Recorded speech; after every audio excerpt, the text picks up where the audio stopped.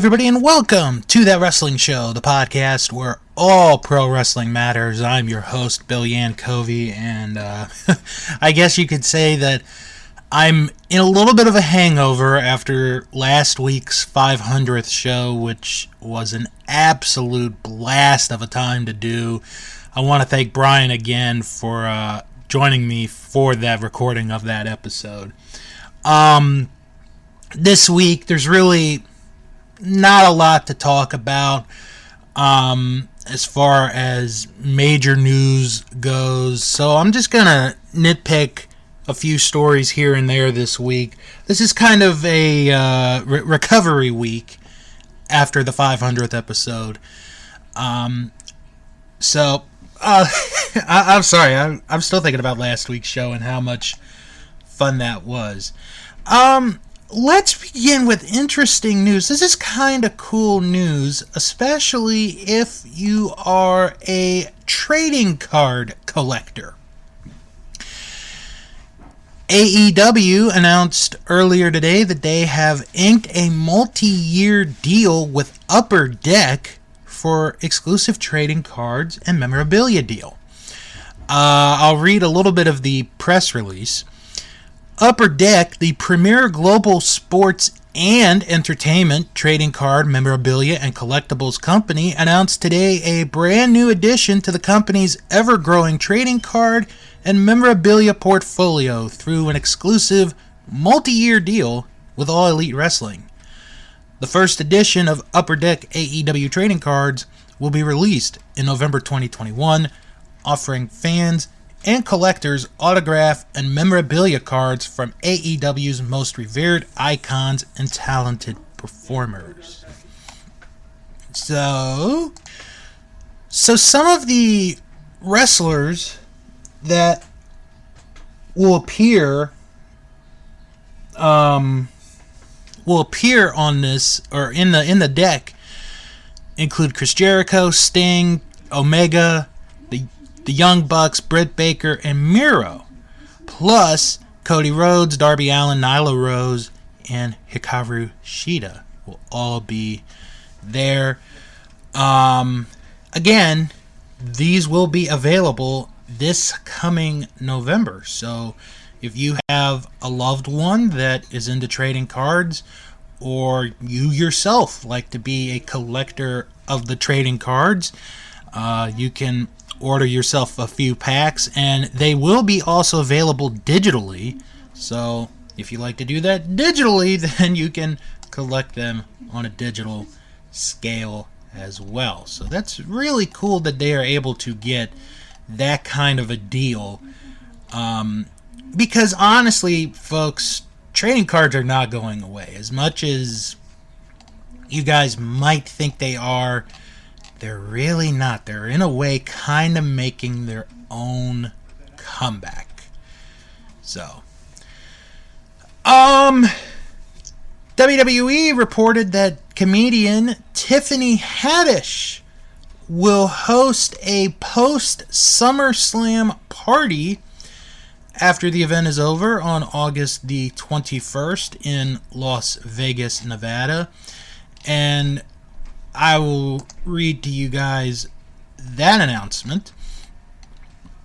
As first announced by Entertainment Tonight, WWE has confirmed that comedian, actress, and She Ready Foundation founder Tiffany Haddish will host the official SummerSlam after party on August 21st in Las Vegas. The exclusive invite-only event is presented by Pure Life Purified Water and will feature WWE superstars, celebrity guests, and influential business partners. In support of Haddish and her monumental efforts, WWE will be making a financial contribution to the She Ready Foundation to help build a better life for children living under the foster care system. So it doesn't say where in Las Vegas the party is going to be, but it could be pretty cool. Would be interesting to see how it works out. Tiffany Haddish is a very successful comedian and actress, and should be pretty interesting, but of course Las Vegas now or Nevada has the mask mandate, so I don't know if that party's gonna be worth going to or not, but you never know. You never really know. So this weekend is the beginning of the tournament to crown the brand new Ring of Honor Women's Champion, and they have 3 first-round matches that will air this weekend on television. They are Sumi Sakai against Roxy, Maserati against Nicole Savoy, and Miranda Elise against Alex Garcia. So those will be the 3 first-round matches that'll take place, and it will air this weekend on Ring of Honor television. Now, also, and this is a big news because Chelsea Green, who by Maryland State Athletic Commission was not allowed to compete in the women's tournament because of her injured arm, has a new replacement. And it is none other than Quinn McKay. Quinn McKay will be in the tournament now. They did a very good storyline where a while back she had a match with Angelina Love. If Quinn had won that match, she would be in the tournament. If Angelina Love won, she would get the first round bye. Angelina Love got the first round bye. So Quinn got a second chance a few weeks ago against Mandy Leone, where if Quinn won, she would get in the tournament. However, some outside interference from Angelina Love prevented that from happening, and they ended up doing basically a vote on if Quinn should get in, and it was like 95% said that she should get in the tournament. So I have here the schedule for the first round. This coming Wednesday on the Ring of Honor YouTube page is going to feature Allison Kay against Willow. Then on August the 7th will be Mandy Leone and Quinn McKay again, and Trish Adora against Marty Bell. And the final match of the first round on August the 14th, Holiday against Max the Impaler. So, over the course of these 3 weeks will be the first round of the Ring of Honor Women's Championship Tournament. I really don't know who's going to win. I would say that Angelina Love is the favorite, but you never know. Someone could sneak in there, surprise people, and maybe take it all the way. It's going to be very, very interesting to see what happens. Well, I think the person that had the most interesting week in professional wrestling had to be Nick Gage. Nick Gage might have had the biggest week of his entire wrestling career, and it all happened within a span of a week. So on Saturday, GCW, Game Changer Wrestling, excuse me, had a show where the main event was Nick Gage against Matt Cardona, aka Zack Ryder, for the GCW World Heavyweight title. In a shock, Matt Cardona beat Nick Gage for the title. Now, if you had not seen the footage, which I'm really not sure too many people who haven't seen it, after the match, people threw garbage into the ring. Like, it was 1996, 97 WCW-like when the NWO came and attacked, say, like a Ric Flair or a Lex Luger or a Diamond Dallas Page, it was that crazy. And that video has probably gone viral. So, Dave Meltzer wrote a tweet, and let's just say he wasn't too happy about what happened here. His tweet reads, "I'm sure people will make their lame excuses for it, or say how great the heat was. But this crowd reaction was such bullshit and such an embarrassment to the industry." Well, GCW took advantage of that tweet because they made a t-shirt off of that, and it is available on their website, gcwmerch.com, for the low, low price of $25. And of course, these shirts go all the way up to 3XL. I'll tell you, if you want my honest opinion, I think the shock of it all, for me, is what I took away from it. It's not a safe thing to do. Throwing so much garbage into the ring, it really isn't. I thought maybe we'd learned that from 25 years ago. I understand how big of a deal Nick Gage is to GCW. Like, he's like their Hulk Hogan, their Ric Flair, their Stone Cold Steve Austin. He's their biggest attraction. And for him to lose the title, I think, was a shock to those that were in the building. But if you're watching it and you're watching the garbage get pelted, get thrown,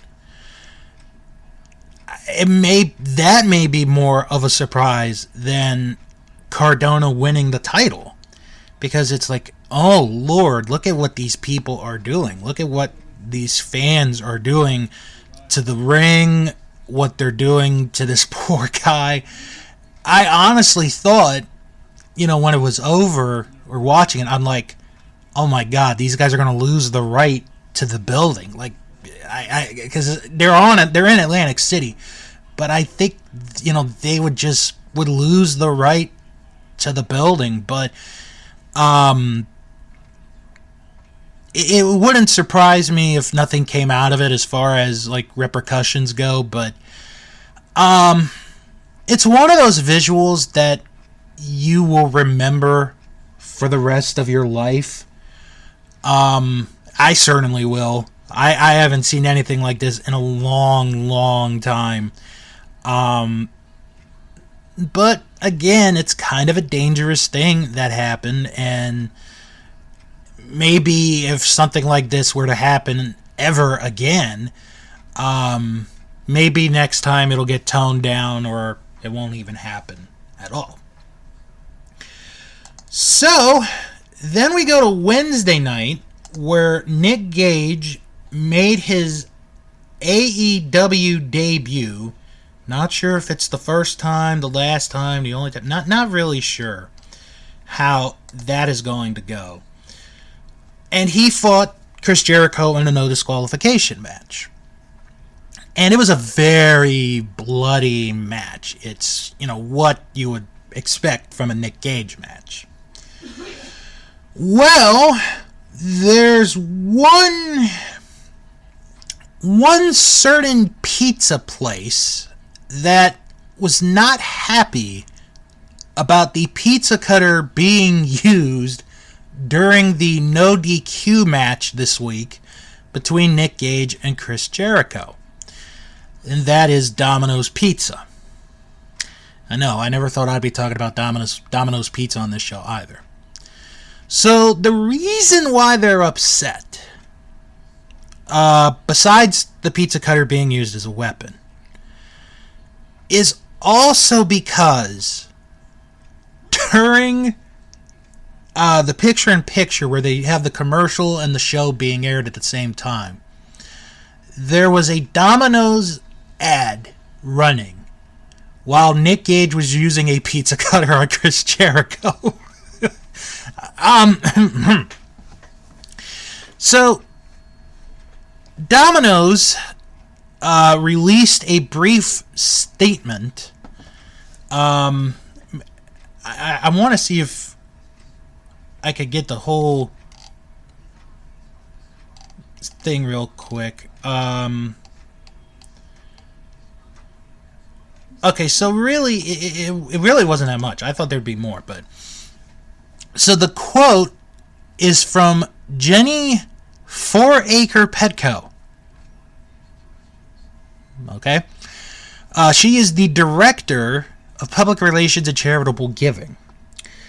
She said to Michael McCarthy of FrontRowSports.com, and I quote, "We shared the concerns expressed about this incident and the content of this TV 14 rated program, and are assessing our advertising presence on it going forward." Okay. I think where Miss 4-Acre Petco is missing, and maybe the people at Domino's are missing, is that AEW doesn't control what commercials are going to air on which times. It's TNT. Yes, there's a match where a guy is using a pizza cutter, and to everyone at home, I would not recommend you ever doing that to anybody at your house. It's pretty dangerous. But if you're going to be mad, if you're going to quote unquote assess your advertising, that should be directed at TNT, not AEW. All AEW does is present a television show that is 2 hours every Wednesday night. Nick Gage has done this for years. I've seen him do this. Like, I've watched videotapes, DVDs, YouTube. I knew what was going to happen with the Nick Gage match with Chris Jericho. Nick Gage is one of those people who is probably so anti-mainstream that it's kind of cool. Nick Gage wrestled a Nick Gage style match.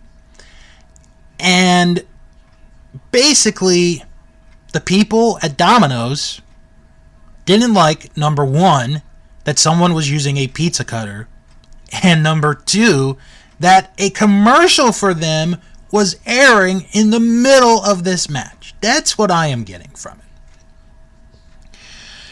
So, the way I look at it, and again, this is just the way I look at it, AEW should not be blamed for this. They did the match, it went the way it was, and Tony Khan even told TNT, like, we're going to do this type of match. I'm warning you right now, it's going to be pretty violent. The other thing is, Domino's doesn't watch AEW. Domino's probably doesn't have one single employee that watches Dynamite every single week. They just think, oh, we have another venture to plug our pizza. So I understand why Domino's is upset, but I really think it should be more towards TNT because that's who placed their commercial, not AEW. It's not like AEW has control of, okay, At 9:48, we're going to place the Domino's Pizza commercial in our picture-in-picture. And then that's where Nick Gage is going to take his pizza cutter and slice Chris Jericho's head. No, that's not how it works. That is not how it works. So, I would say, Domino's, get over it.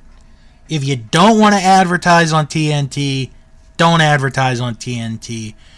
And they probably will say, oh, we'll continue to advertise, but we're not going to do it on AEW television because they do this kind of stuff all the time. No, they don't. It was one match, one time only. I doubt it will ever happen again. So, just get your thumbs out of your asses and get over it. That's how I look at it.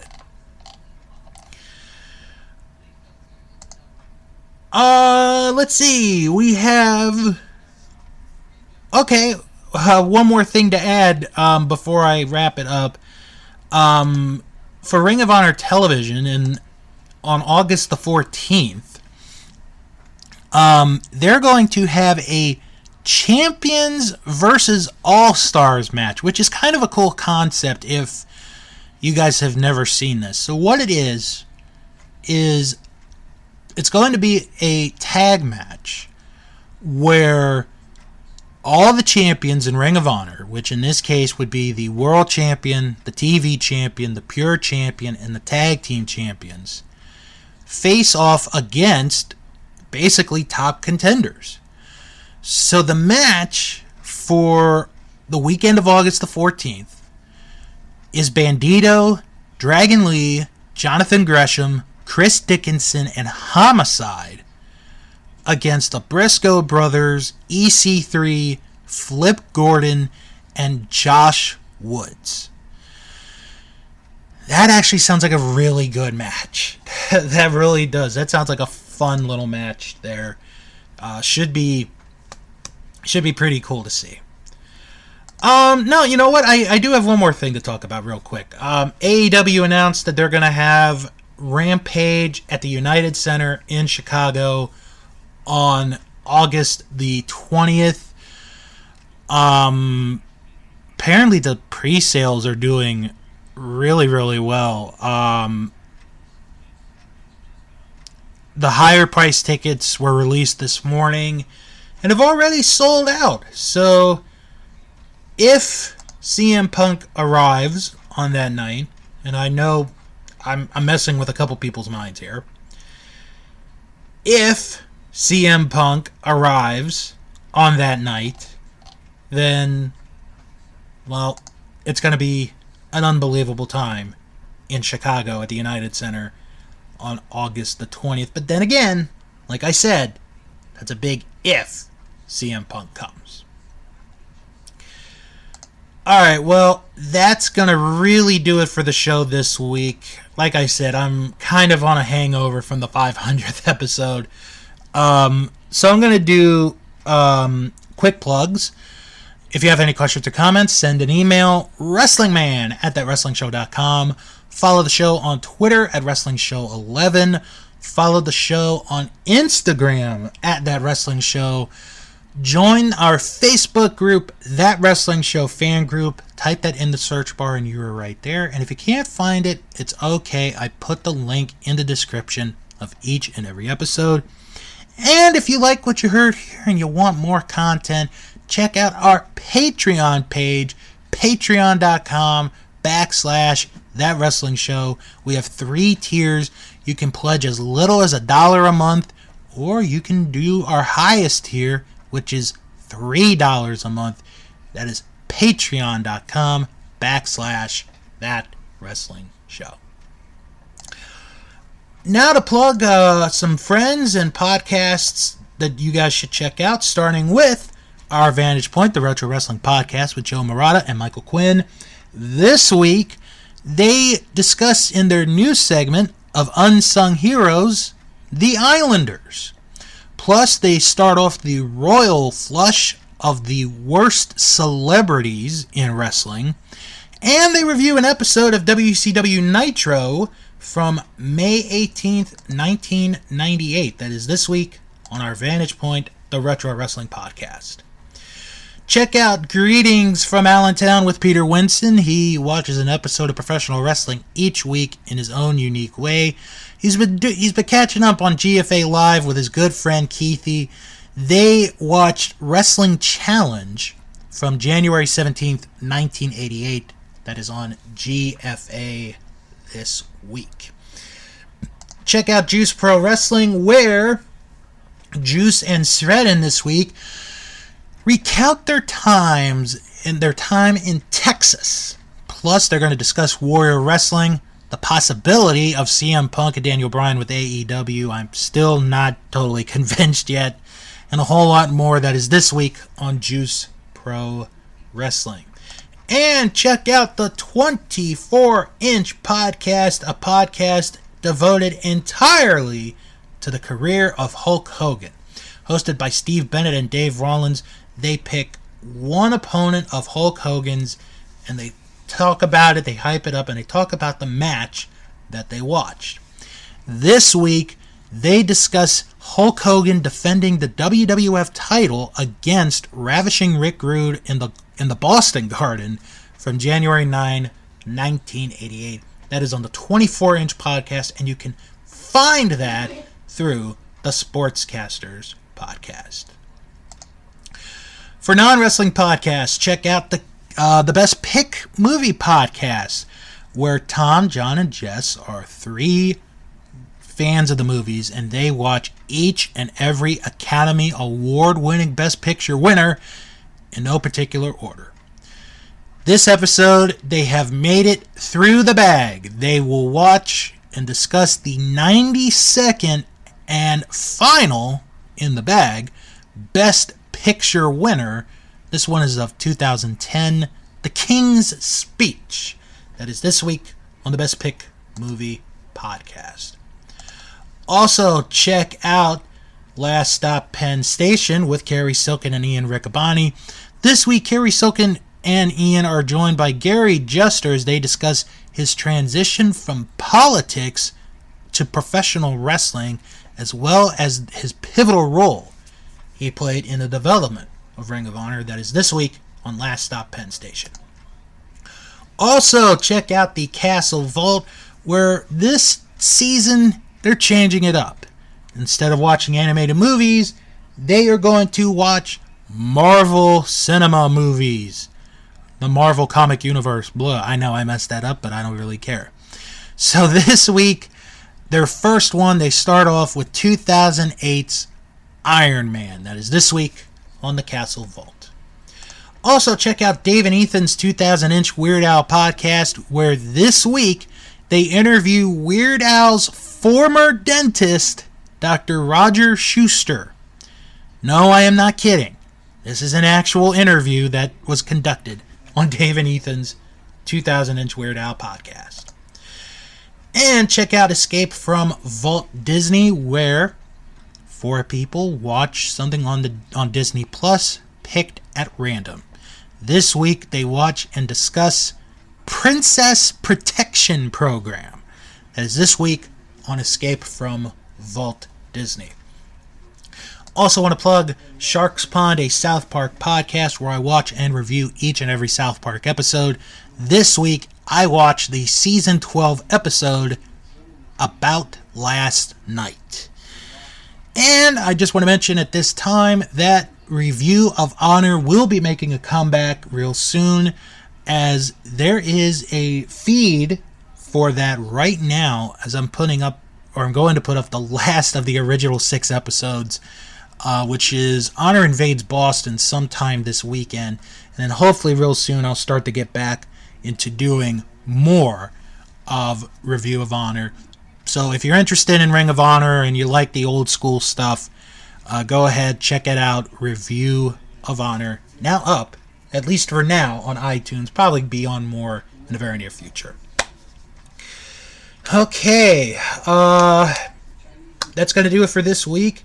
Everybody have a great, safe weekend, and come back here for another episode of That Wrestling Show, the podcast where all pro wrestling matters. Until next time, I'm Bill Yankovic, telling you all to wrestle on.